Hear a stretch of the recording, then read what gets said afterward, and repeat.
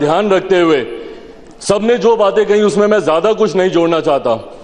पर हां, मैं समझता हूं कि इस सदन में बैठे हुए जितने भी युवा सांसद हैं उनको इस जिम्मेदारी का एहसास जरूर होना चाहिए कि आज उन्हें अपनी पार्टी या उनकी पक्ष की आवाज बनने से ज्यादा जरूरी है युवाओं की जमात की आवाज बनना। वो युवा जिनके मन में ढेरों सवाल हैं और आज शायद वो उन सवालों के हल या समाधान से ज्यादा इस बात को गौर से सुन रहे होंगे कि क्या उनके सवालों को हमारी संसद में उठाया जा रहा है या नहीं, या फिर कहीं पर निगाहें कहीं पर निशाना की तर्ज पर युवाओं का सवाल बनाकर अपनी अपनी सियासत की जा रही है। अध्यक्ष महोदय,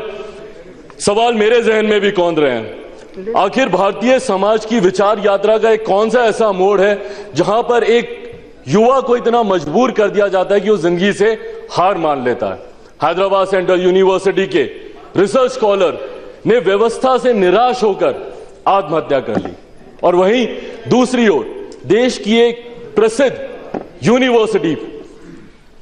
आजकल इन दिनों चर्चा में सिर्फ इसलिए है क्योंकि विषय देश विरोध से लेकर जुड़ा हुआ है।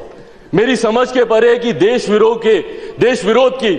भाषाओं पे चर्चा या बहस की जरूरत की संभावना ही कहां है। जो गलत है वो गलत है। देश में अगर देश विरोधी नारे लग रहे हैं, अगर विभाजनकारी तत्व यहां पर जेएनयू हो या फिर किसी और यूनिवर्सिटी में छात्र राजनीति का सहारा लेकर अगर अपनी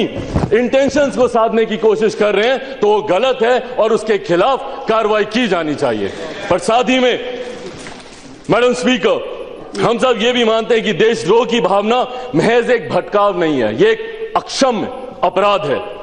और भारत की माटी में पला बड़ा शायद ही कोई ऐसा व्यक्ति होगा जिसकी ऐसी मानसिकता होगी। पर अगर कुछ ऐसे तत्व हमारे समाज में हैं तो हमारा तंत्र, हमारा समाज सक्षम है उनको हमारे समाज से हटाने के लिए, उनको इतनी ताकत है कि वो उनको निपटा सकें। पर साथ में मैडम स्पीकर, हमें इस बात को भी हमेशा याद रखना चाहिए कि बोलने की आजादी का मतलब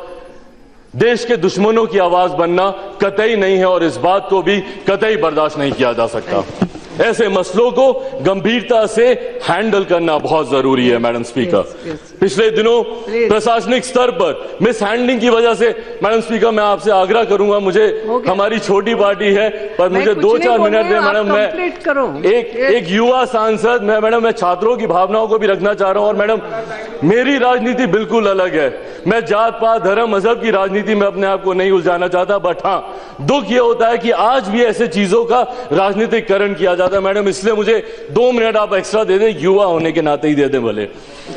प्रशासनिक स्तर पर मैडम मिस हैंडलिंग की वजह से कई बार सामान्य बातें छात्र राजनीति और उसके बाद राष्ट्रीय राजनीति का मुद्दा बन जाती है और उसका परिणाम यह होता है कि देश के सामने जो सही मुद्दे हैं, जो एक्चुअल मुद्दे जिसके ऊपर हमें चर्चा करनी चाहिए, उससे भटककर हम लोग बाकी मुद्दों पर पूरा समय अपना व्यर्थ कर देते हैं। यहां पर गलती किसकी है, हमें इस बात को भी जानने की जरूरत है। Madam speaker, Hyderabad central university में पिछले दिनों जो कुछ हुआ उसमें हमारी पार्टी के सांसद आदरणीय रामचंद्र पासवान जी के नेतृत्व में, जो कि दलित सेना हमारी पार्टी का प्रकोष्ठ है, उनके नेतृत्व में वो वहां गए और वहां से आने के बाद उन्होंने जो जानकारी मेरे समक्ष दी, उसके बाद मेरे जहन में बस एक ही सवाल उठता है कि रोहित के साथ जो कुछ हुआ, क्या इस सदन में बैठा कोई भी सदस्य उसे सही ठहरा सकता है?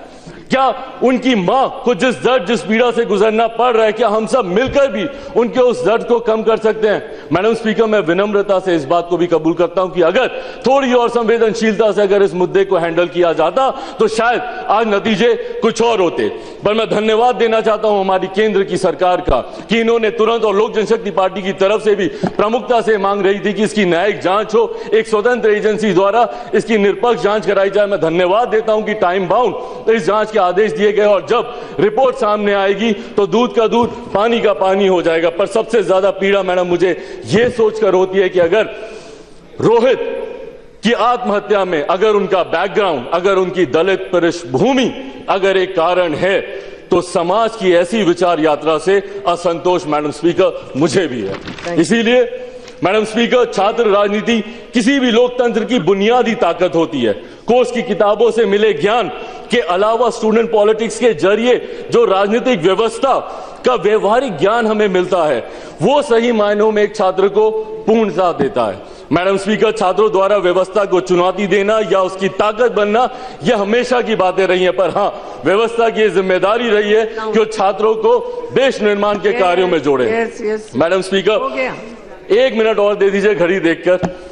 मैं जेएनयू के मैडम स्पीकर कई पूर्व और कई मौजूदा छात्रों के मैडम स्पीकर में संपर्क में रहा हूं और दूसरे प्रदेशों की तरह हमारे बिहार से भी कई छात्र जेएनयू जाते हैं और उसमें से कई शोध के कार्यों में लीन हुए, कई सिविल सेवा में गए, कई शिक्षक बने, अध्यापक बने, यहाँ पे कई नेता भी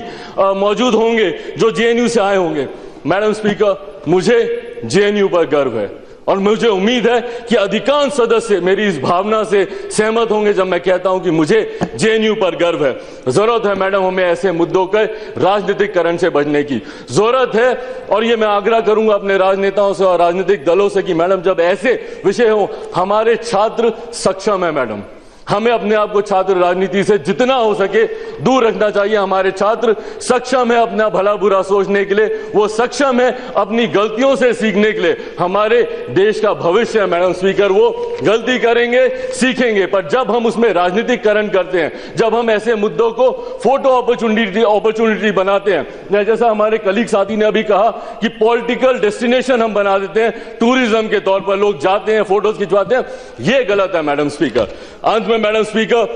मैं अपनी पार्टी की तरफ से और एक युवा सांसद होने के नाते अपनी जिम्मेदारी को बखूबी समझते हुए मैं सदन से आश्वासन चाहता हूं कि देश में जो लोग घुन लगाने की कोशिश कर रहे हैं उनको तो समाप्त करना ही चाहिए, बट साथ में घुन के साथ गेहूं ना पिसे, इस बात को भी हमें